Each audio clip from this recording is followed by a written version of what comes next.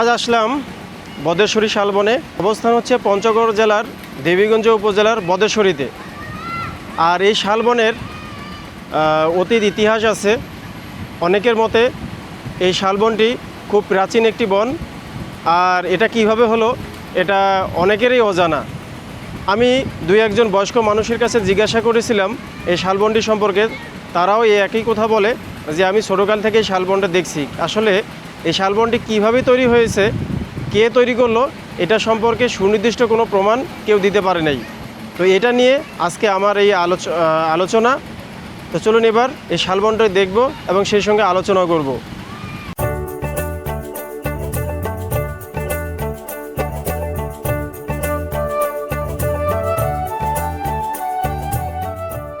বদেশ্বরী শালবন কিভাবে হলো, প্রশ্নটা আমারও। তাই এই রহস্য আজ উদ্ঘাটন করার চেষ্টা করব।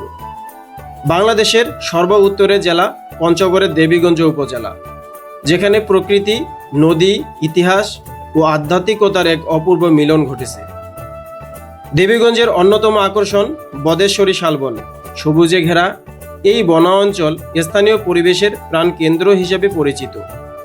সারি সারি শালগাছ, পাখির কলতান এবং নির্মল পরিবেশ, শালবনটি যেন এক স্বপ্নের মায়াপুরী।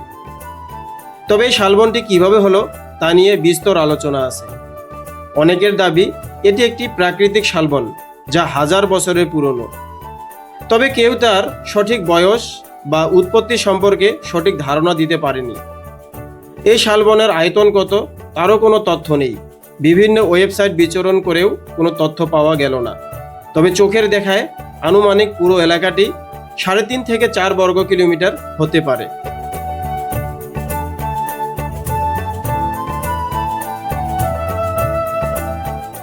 শালবনের পাশ দিয়ে বয়ে গেছে মায়াবী করতোয়া নদী। প্রাচীনকালে এটি উত্তরবঙ্গের অন্যতম বৃহৎ ও পবিত্র নদী ছিল। করতোয়া নদীর উৎপত্তি হিমালয় সংলগ্ন অঞ্চলে, বর্তমানে ভারতের জলপাইগুড়ি এলাকার বৈকুণ্ঠপুর অরণ্য অঞ্চলে। একসময় তিস্তা নদীর প্রধান প্রবাহ করতোয়ার মধ্য দিয়েই প্রবাহিত হতো। তো চলুন এবার বিস্তারিত দেখি।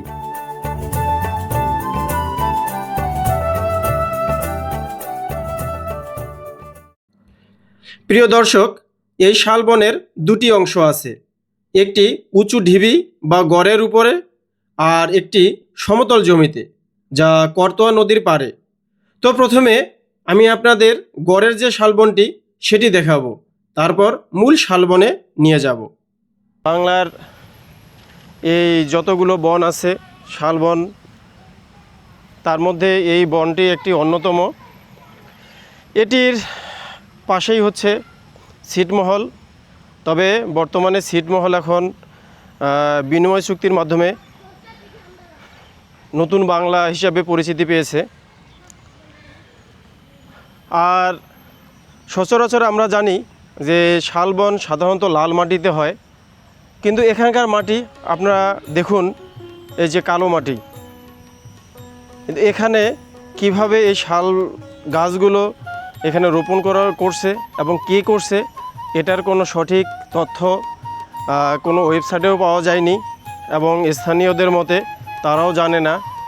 দু একটা ইতিহাস আছে, যেমন কেউ কেউ বলে যে এটা কোনো এক জমিদারের এলাকা, তিনি এভাবে এই যে মাটি উঁচু করে তার এলাকাটাকে পুরোপুরি নিজেদের দখলে নেয়। পরবর্তীতে ওই যে উঁচু যে জায়গাটা বা মাটিগুলো স্তূপ করে রাখা ছিল, ওখানেই তারাই শাল গাছগুলো রোপণ করেন। তখন থেকে এখানে এই জায়গাটিকে শালবন বলেই পরিচিতি পায়। এই যে দেখুন শালবনের গাছগুলো এভাবে এই ঢিবি আকারের মাটিগুলোর দুই পাশেই শালবন মানে শাল গাছ।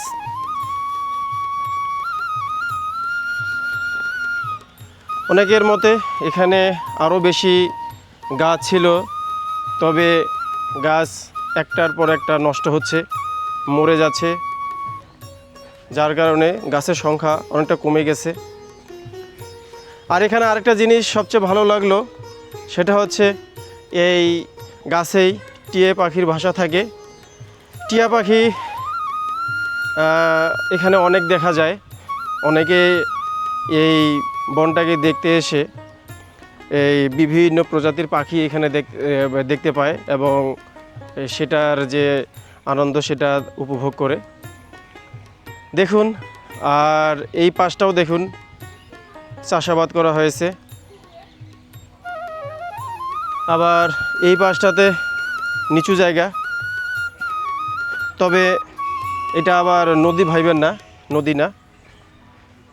দেখুন গাছগুলো কত পুরাতন, গাছের চেহারা দেখলে টের পাওয়া যায়। অনেক উঁচু উঁচু গাছ।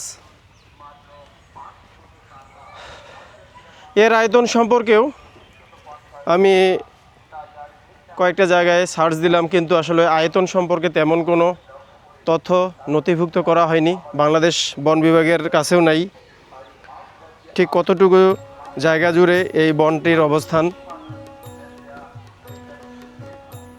তো সেটা নিয়ে আজকে আলোচনা হবে, সঙ্গে বনটিও দেখা হবে। আজকের আবহাওয়াটাও বেশ মেঘাচ্ছন্ন, আর মেঘাচ্ছন্ন হওয়ায় ভিডিওতে একটা ছায়া ছায়া ভাব আসতেছে। এই দেখুন, আরও অনেক দূর রাস্তা যেতে হবে। যাব এবং দেখাবো এই বনটি আপনাদের, সঙ্গে গাছের পাতা কীরকম সেটাও দেখাবো এবার।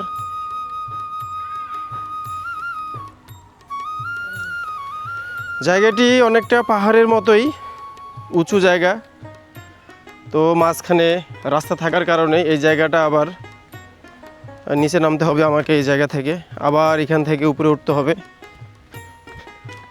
মানুষের চলাচলের জন্য এখানে একটা রাস্তা তৈরি করছে। তো প্রথমে যে বলেছিলাম শালবন সাধারণত লাল মাটিতে হয়, কিন্তু আসলে লাল মাটি না, এটা একটা কালো মাটি। তবে এঁটেল মাটি অর্থাৎ শক্ত মাটি, এটা সহজে নষ্ট হয়নি। সুদূর প্রাচীনকাল থেকে এভাবেই মাটিটা হয়ে এরকমই আছে। মানুষের অত্যাচারে কিছু কিছু জায়গায় খাল খন্দ দেখা যাচ্ছে। এই যে এখানে একটা দেখেন, বিশাল একটা গাছ। এখানে একটাই আছে, আশেপাশে আর কোনো গাছ নাই, তবে এর বেরটা অনেক বড় আর গাছটাও অনেক লম্বা।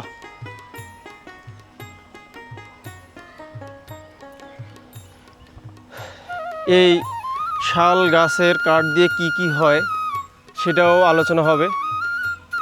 শাল গাছের পাতা দিয়ে কি হয় সেটাও আলোচনা হবে যেতে যেতে।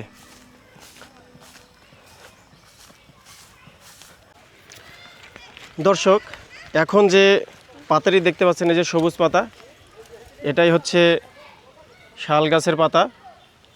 এটা সবুজ, আর এই যে এটা দেখছেন, এটা হচ্ছে হলুদ। এই শাল গাছের পাতা দিয়ে ভারতে বিড়ি তৈরি করা হয়। এটা বাংলাদেশে ব্যবহার করতে পারে না, তবে ভারত এটা যথোপযুক্ত ব্যবহার করতে পারে। আর আমি যেটা প্রথমে বলছিলাম, শাল গাছের কাঠ দিয়ে কি হয়। আপনারা অনেকেই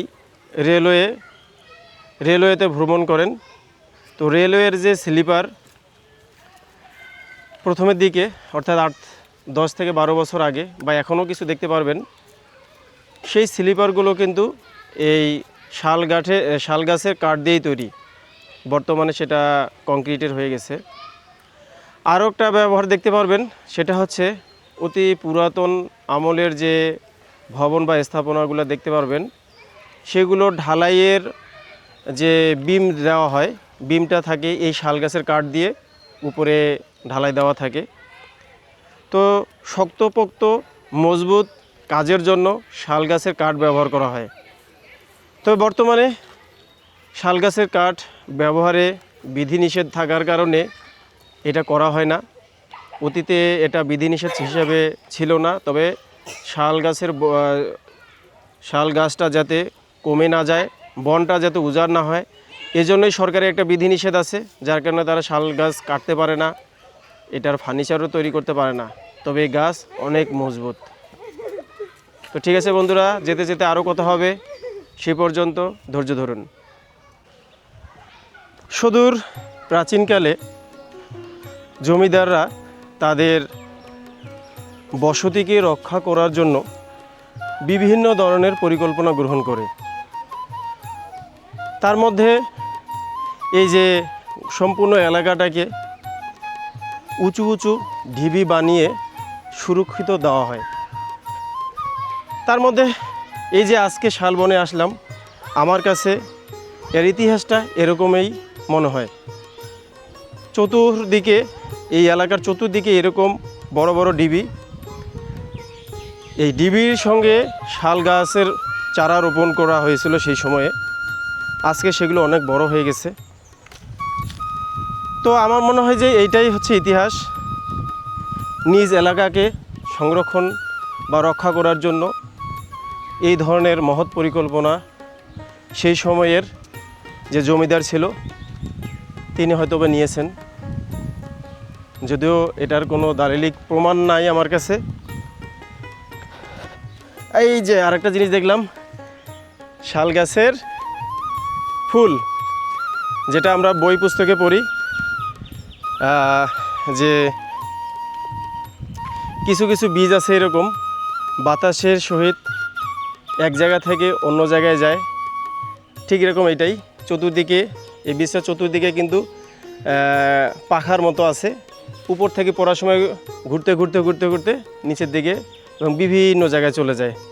এটা হচ্ছে শাল গাছের বীজ, এটা নিয়ে নিলাম। এবার সামনে আবার যাব। এই দেখুন এখানে আরও কয়েকটা গাছ, গাছের চেহারা দেখলে বোঝা যায় এটা কত আগের। শাল গাছ কিন্তু এমনিতেও ধীরে ধীরে বাড়ে এবং মোটা হয়, খুব দ্রুত বর্ধনশীল এই গাছটি হয় না, যার কারণে অতি প্রাচীন বনটা হওয়ার ফলেও গাছ কিন্তু তেমন বেশি মোটা দেখা যাচ্ছে না।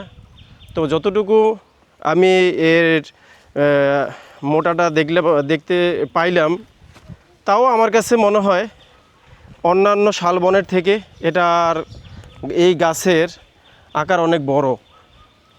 দেখুন এখানে একটা গাছ মরে গেছে এবং গাছটার যে বের সেটা অনেক বড়, এটা মরে গেছে।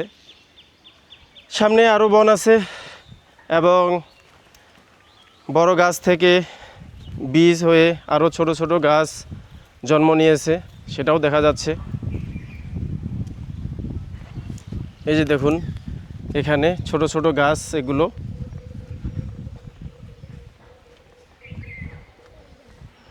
বন ঘুরতে না কার ভালো লাগে, যদি বন সুন্দর হয়।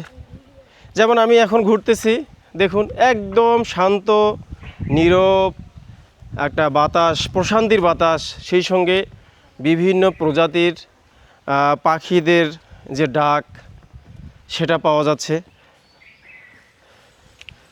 সর্বোপরি বন ঘুরতে যে মজাটা, তার থেকে এই বনটাতে আসলে আমার মনে হয় আরও বেশি মজা পাবেন। দেখতে দেখতে আমি এই অংশের অর্থাৎ শালবনের এই অংশের প্রায় শেষ প্রান্তে এসে গেছি। আমি এবার মূল যে শালবন, যেখানে আরও বড় বড় গাছ আছে, সেখানে যাব আর আপনাদেরকে সেখানে গিয়ে দেখাবো ওখানকার পরিবেশটা কীরকম। তবে এখানকার পরিবেশটা আমায় অনেক ভালো লেগেছে। দেখুন কি সুন্দর শান্ত পরিবেশ, সুন্দর তারপরে নির্মল বাতাস, পাখিদের কলকাকলিতে মুগ্ধ বাতাসের কারণে এই শালবনের পাতার একটা শস্য শব্দ, সেটাও অন্য রকমের। আপনি একটা জিনিস খেয়াল রাখবেন, সব গাছের পাতার একরকম শব্দ হয় না। যদি আপনি এটা পর্যবেক্ষণ করেন তাহলে বুঝতে পারবেন, এক একটা গাছের পাতার একই রকমের শব্দ হয় এই বাতাসের কারণে। তো তো ঠিক আছে বন্ধুরা, আর এই বনটি এ পর্যন্তই দেখে নেন। আমি এবার এর যে মূল বন সেটাতে যাব। এই শালবনের পাশেই এরকম বসতি আছে। বসতি পার হয়েই আমরা মূল বনে যাব।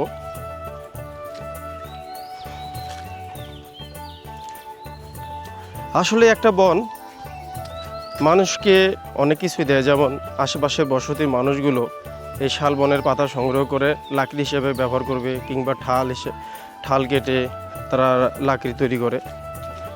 বনের আসলে বহুবিধ উপকারিতা রয়েছে। পরিবেশে ভারসাম্য রক্ষা করে, এইটা হচ্ছে প্রধান কাজ বনের। কিংবা ঝড় থেকে একটা বৃহৎ এলাকাকে রক্ষা করতে পারে, যেটা আপনারা দেখতে পেয়েছেন সিডরকে কিভাবে সুন্দরবন একেবারে আটকিয়ে দিয়েছে। আমি যেখানেই যাই এই প্রকৃতির যে রূপ সেটা সবচেয়ে ভালোভাবে দেখার চেষ্টা করি। আর এই যে ছোট ছোট বাচ্চাগুলো আমার পিছনে, তাদের সঙ্গে কথা বললে ভালোই লাগে। আজকে তারা আমার পিছু নিয়েছে এবং আমাকে দেখাচ্ছে বনটা কোথায় কোথায় আছে, কোন জায়গাটাতে গেলে আরও বেশি মজা পাওয়া যাবে। তো আমি তাদেরকে নিলাম সঙ্গে, আমি আছি। আর এই যে দেখুন, যেটা বলা হয়েছিল, এখানকার গাছগুলো আরও বেশি বড়। এই যে দেখুন, এটা একটা বিশাল গাছ, এর বেড়টাও অনেক বড়। দেখুন শাল গাছ, এটা অনেক বড় একটা গাছ। এই যে দেখুন, আর পাশেই কিন্তু একটা সুন্দর নদী আছে। এই পাশে যে নদীটার নাম কি? নদীটার নাম কি বলো? করতোয়া নদী। ইয়ে রে বাবা, আরও একটা মস্ত বড় গাছ, শাল গাছ। দেখুন এটার বের আরও বড়, কি পরিমাণ বড় আপনারা শুধু একটু দেখবেন। আরে বাবরে, আমার মতো 3টা ছেলের এক করে এই গাছের বেরটা লাগাল পাবে, তার আগে পাবে না। দেখুন কত বড় মজবুত। আরে অনেক বড় একটা গাছ। আর যদি আমি এটা উপরেটা দেখাই, এই যে দেখুন কি বড় গাছ। আর গাছে বিভিন্ন প্রজাতির পাখি বাসা বাঁধছে। আর পাশের যে সৌন্দর্য, এই যে নদী, করতোয়া নদী পাশ দিয়ে বয়ে গেছে। অনেক সুন্দর একটা দৃশ্য এখানে। যাই হোক, এই নদী নিয়েও এখন আলোচনা হবে, সঙ্গেই থাকবেন আশা করছি। অসাধারণ একটা ভিউ। শালবনের মূল বনে এখন প্রবেশ করেছি। তো মূল বনটাতে এসে যেটা মনে হলো, এখানকার যে পরিবেশ খারাপ না, ওটার মতোই।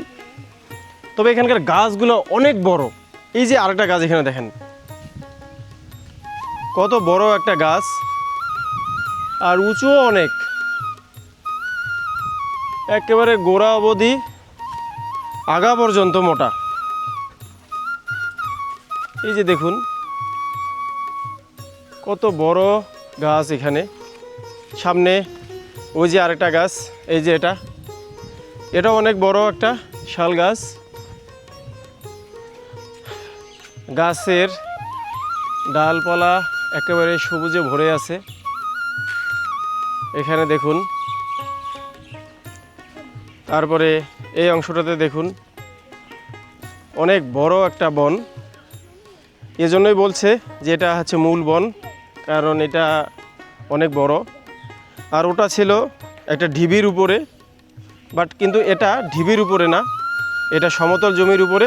পাশে করতোয়া নদী প্রবাহিত হয়েছে। এই যে দেখুন প্রিয় দর্শক, বনের ভিতরে ঢুকলে এই ঝিঝি পোকার যে একটা ডাক, সেটা অনুভব করা যায়। শব্দটা কি শুনতে পাচ্ছেন?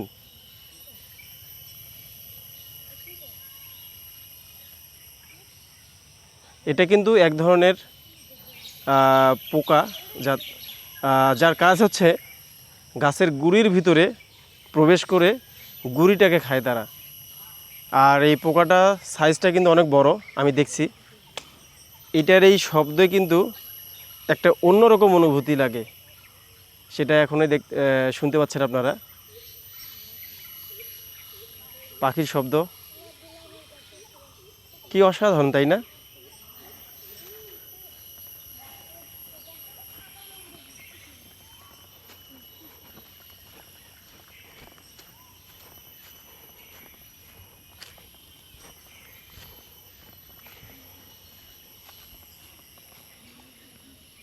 প্রিয় দর্শক, প্রথমেই আমি বলেছিলাম যে এই বদেশ্বরী শালবন সম্পর্কে আমি জানব এবং আপনাদেরকে জানাবো। এর ইতিহাস সম্পর্কে আমি একজনকে এখানে পাইলাম, ওনার বাসায় শালবনের পাশেই। তো উনি আমাদেরকে এই শালবনের যতটুকু ইতিহাস জানে উনি বলবেন। কাকা, আপনার নাম? আমার নাম আব্দুস সালাম। আব্দুল সালাম। কাকা, আপনি ছোটকাল থেকে কি দেখছেন এই বনটাতে? কে করছে এই বনটা? এই বনটা কে করেছে সেটা সঠিকভাবে জানি না, কিন্তু দেখেছি বন এইভাবেই আছে, আর গাছ পাখিয়ে বীজ এনে ফেলে, আর এই এটা আপন আপনি গাছগুলা গেজে উঠেছে, আর তারপর থেকে গাছ আস্তে আস্তে বড় হয়েছে। তারপরে আবার ওদিকে উত্তর দিকে আবার নতুন ফরেস্ট বন করে আর কি, নতুন বাগান করে, সে বাগান সে পাহারা দেয়, সেটার সাথে এটাও পাহারা দিয়ে রাখে। তাহলে কি এটা প্রাকৃতিকভাবে তৈরি হয়েছে? এটা আপনি আপনি এটা তৈরি হয়েছে, এমনি লাগানো ওইখান থেকে উত্তর পাশে। ওই যে পাশে যে দেখলাম বড় উঁচু মাটির ঢিবির উপরে শাল গাছ, ওটাকে লাগাইছে? ওটা ওই আপনি ইয়া হয়েছে, প্রাকৃতিক। ওটা প্রাকৃতিক? হ্যাঁ। মানে আপনি জানেন না যে বনটা কেমন হয়েছে, এইটাই তো। মানে কোনো বন তো প্রাকৃতিকভাবে এভাবে তৈরি হয় না। প্রথমে অবশ্যই কেউ একটা তৈরি করে। কেন এই যে আপনি দেখছেন গাছগুলো কিন্তু কত সুন্দর করে লাগানো, এগুলো তো প্রাকৃতিকভাবে হওয়ার সম্ভাবনা নাই। এই যে গাছগুলা এইটা এইভাবে প্রাকৃতিকভাবে হয়েছে। যেমন ওই যে নদীর ওপারে ওটাও ইয়া নয়, তা না তো এখন যেগুলো হচ্ছে। নদীর ওপারও শালবন? ওটা তো শালবন। আচ্ছা, ওটা শালবন। ওটাও শালবন? ওটাও শালবন। না, আবার এখানে অনেকে বলে যে এরকম যে এই অঞ্চলে এক জমিদার ছিল, সে জমিদার এই শালবনটা না, এই ধরনের কোনো ইতিহাস আপাতত আমার জানা নাই। আপনি শুনেন নাই কারো কাছে জীবনে যে বনটা কেমনে হইলো? এটা আপনি প্রাকৃতিক ইয়াতেই হয়েছে আর কি। সবাই এই কথাই বলে, এই কথাই বলছে, প্রাকৃতিক ভাবে এই বনটা সৃষ্টি হয়েছে। হ্যাঁ, আগে এই জায়গাটা তো শুনেছিলাম যে কলিকাতার আন্ডারে ছিল স্বাধীনের আগে। কুচবিহার, হ্যাঁ, কুচবিহার। আমাকে একজন বললো, ও আপনার মতোই বয়স্ক মানুষ, উনি বললো যে ওই সময়ে কলিকাতার আন্ডারে ছিল, এবং ওই সময় যে জমিদার ছিল, ওই জমিদার ওই যে মাটির যে ঢিবিটা দেখতেছেন, তার নিজস্ব জায়গাটাকে সংরক্ষণ করার জন্য মাটির ঢিবিটা দেওয়া হয়, এবং ওই ঢিবিটার উপর দিয়ে তারা শালবন লাগায়। তো উনিও বললো যে আমি ছোটকাল থেকে এই বনটা এইভাবেই দেখছি। উনিও বলতেছে না যে বনটা আসলে কি লাগাইছে, এটাও বলতে পারতেছে না। কারণ এই যে ইয়াটা মনে করুন, ওই যে মন্দিরটা যে হয়েছে, হ্যাঁ, এই যে পাশে মন্দির আছে, হ্যাঁ, এইটাই মন্দির। এই পাশে এখানেই মন্দির। ওই যে গড়টা দেখা যাচ্ছে না, গড়টা, হ্যাঁ, গড়টার বাহিরে এটা, আর ওটা চতুর পাশ দিয়ে এরকম ভাবে গড় আছে, তিনটা আছে। তিনটা গড়। ওখানে মানে আগে তো যুদ্ধ হইতো তলোয়ার, তীর ধনুক দিয়ে, যাতে তীর ধনুক আসে লাগতে না পারে। কারণ ওই যে মন্দির যেটা, ওটা ওদের ছিল, ওটা কি বলে আমার এখন আসতেছে না, আমার খেয়াল আসছে না, এই মনে জানা আছে ঠিক, কিন্তু খেয়াল আসছে। মন্দিরটা কি অনেক পুরাতন? অনেক পুরাতন, তাই? হ্যাঁ। আচ্ছা, কিছুদিন আগে এখানে একটা নৌকা ডুবি হয়েছিল, ওই তো এখানে, ওই যে। আচ্ছা, ওই নৌকা ডুবিতে কতজন লোক মারা গেছে? 72 জন। 72 জন? হ্যাঁ। ওরা কোন দিক থেকে আসতেছিল? ওরা ওই যে লাল একটা ইয়ার মতো দেখা যায়, প্লেয়ারের মতো, ওটার ওদিক থেকে আসতেছিল, এদিক থেকে যেতেছিল, মানে ওদিক থেকে মানে ওপার থেকে এপারে এসে পূজা দিতে আসতেছিল। ওখানে মন্দির আছে, মানে তীর্থযাত্রী ছিল তারা, মন্দিরে পূজা দিতে আসার পথেই ওখানে নৌকা ডুবি হয়। জি। 72 জন লোক মারা যায়? 72 জন। নৌকাতে কতজন লোক ছিল? নৌকা তো ওই কতজন ছিল আমি জানি না, নৌকা বেশি একটা জানো যতগুলো লোক ছিল এবং একজন বোধহয় খালি ইয়ে হয়েছে, একজনে দুইজন ইয়ে হয়েছে, আর একজন মাঝিও মারা গেছে। একজন মাঝি মারা গেছে? হ্যাঁ, যে ক্যাশিয়ার ছিল ও মারা গেছে। ও, এটা আসলে খুবই দুঃখজনক। হ্যাঁ। তো ঠিক আছে কাকা, ভালো থাকবেন।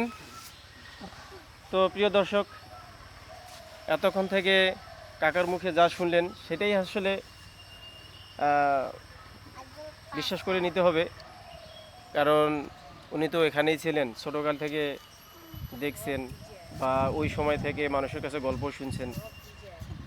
সেটাই হতে পারে যে এই বনটি একটি প্রাকৃতিক বন। এটা বন বিভাগ কিংবা ওই সময়ে কেউ লাগিয়েছে কিনা এটা কেউ বলতে পারে না। তবে এখনও কিন্তু বন বিভাগ এটা দাবি করে না যে এটা বন বিভাগের। এটা এইভাবে আগে যেমন ছিল ওইভাবেই আছে পড়ে। ওই দেখলাম গাছ থেকে শাল বনের যে ফলটা নিচে পড়তেছে, ওখানে আবার গাছ হচ্ছে, ওখানে হচ্ছে। তবে এইটা সংরক্ষণ না থাকার কারণে এই ফাঁকা হয়ে গেছে বনটা। আবার যে সমস্ত জায়গায় সংরক্ষণ করা আছে সেখানে অনেক গাছ, আবার যেখানে সংরক্ষণ নেই সেখানে গাছের সংখ্যা কমে যাচ্ছে। তো আজকে এ পর্যন্তই। করতোয়া নদী বাংলাদেশের অন্যতম প্রাচীন, ঐতিহাসিক ও কিংবদন্তি নদী। এক সময় এটি উত্তরবঙ্গের সবচেয়ে বৃহৎ ও গুরুত্বপূর্ণ নদীগুলোর একটি ছিল। ইতিহাস, সংস্কৃতি, ধর্ম এবং সভ্যতার সঙ্গে করতোয়া নদীর সম্পর্ক হাজার বছরের পুরনো। করতোয়া নদীর উৎপত্তি হিমালয়ের পাদদেশীয় অঞ্চল থেকে। প্রাচীনকালে তিস্তা নদীর প্রধান প্রবাহ এই করতোয়া নদীর মধ্য দিয়ে প্রবাহিত হতো।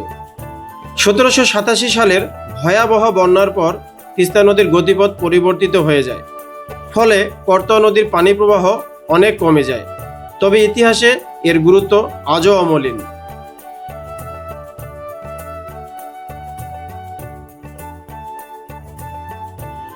নদীটির নামকরণ নিয়েও রয়েছে একটি কিংবদন্তি।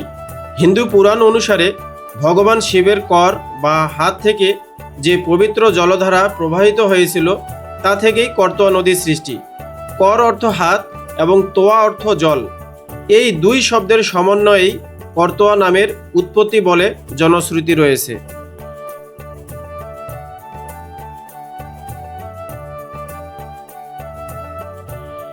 করতোয়া নদীর পূর্ব প্রান্তে বদেশ্বরী ও পশ্চিম প্রান্তে মারেয়া। একদিকে দেবীগঞ্জ উপজেলা, অন্যদিকে বোদা উপজেলা। এই দুই উপজেলার মধ্য দিয়ে প্রবাহিত হয়েছে। আর এই যে প্রাচীন শালবনটি যে এতক্ষণ দেখলেন, এই বনটিকে দুই ভাগে পৃথক করেছে নদীটি।